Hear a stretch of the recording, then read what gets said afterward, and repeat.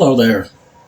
Welcome to another unboxing video of Superpowers Wonder Woman by McFarlane Toys. Now, if I remember correctly, these were originally made by Kenner, and I had Superman and Batman from back then. I still have my Superman, but his arm is a little broken, keeps falling off. Don't know what happened to my Batman. I also had Brainiac. And couldn't tell you where they are right now. And if I also remember correctly, this is not what Wonder Woman looked like back in '84. I don't think she had the cape. I'm pretty sure she came with a lasso back then. And the trunks were a little different.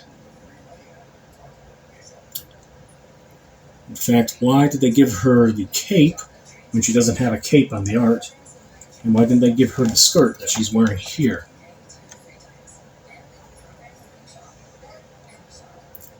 And the boots, even though they're molded to look like this one, they're not painted to look like the artwork.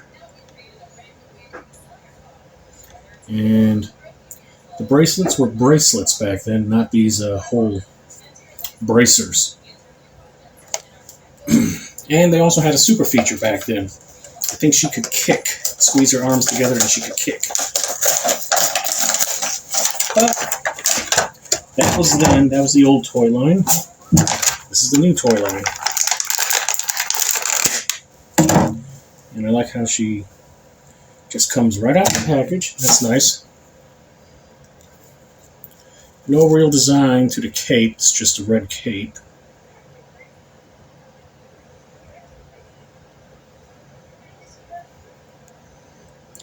Cape, so just get the cape out of the way. Yep. These figures cost like $10 at the Walmart.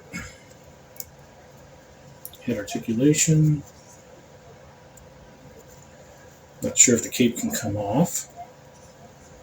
I think it might, but not going to. Simple articulation like you would have had back then.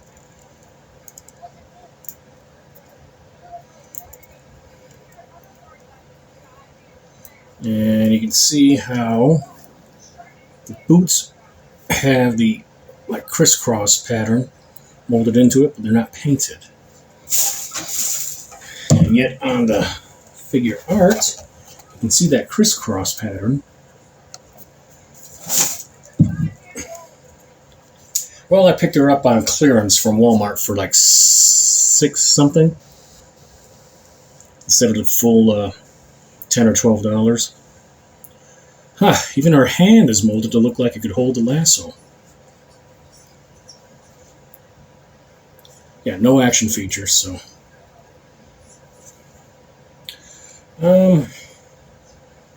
Honestly, she looks more like Gina Carano instead of Gal Gadot, or Gadot. I'm not sure how to pronounce her last name.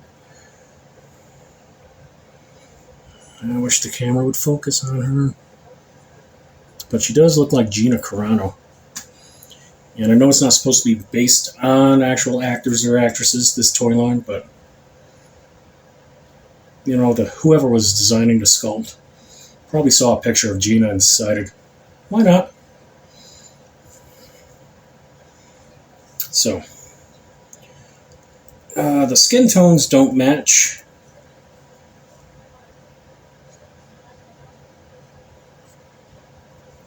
Like her face and upper body don't match her limbs.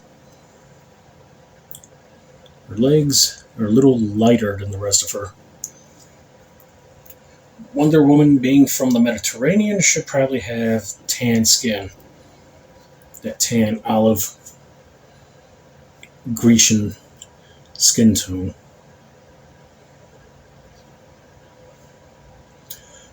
Otherwise, the sculpt is nice. The paint is pretty good. My only complaint is that they didn't paint in that crisscross pattern. And And my other criticism is that she doesn't look like the card artwork. And she doesn't have a lasso. So 3 criticisms on this. Like, yeah, she has a red star on her tiara, but the star is molded on there but not painted in. In fact, I think they should have made her look like the card artwork with the skirt and the lasso. But for clearance, yeah, I wanted to get Wonder Woman back then, but I never did. I had Superman, Batman, and Brainiac.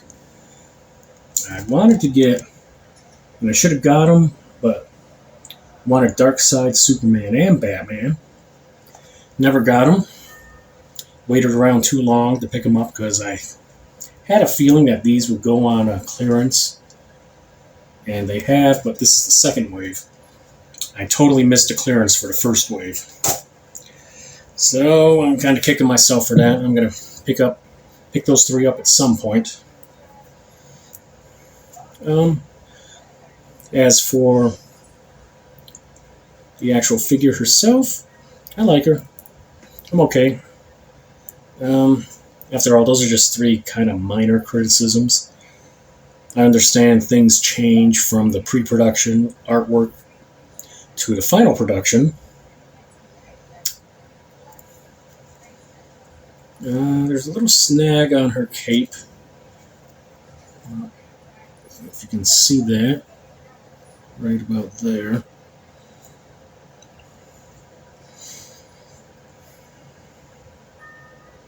All in all, I'm happy. I'm satisfied with this figure. She's going to go good with my other DC figures. I like the Spin Master characters that they make in the 3 3/4 inch. I'm good with this. I like it. I don't regret the decision to buy it. And she's going to make a fine addition to my collection.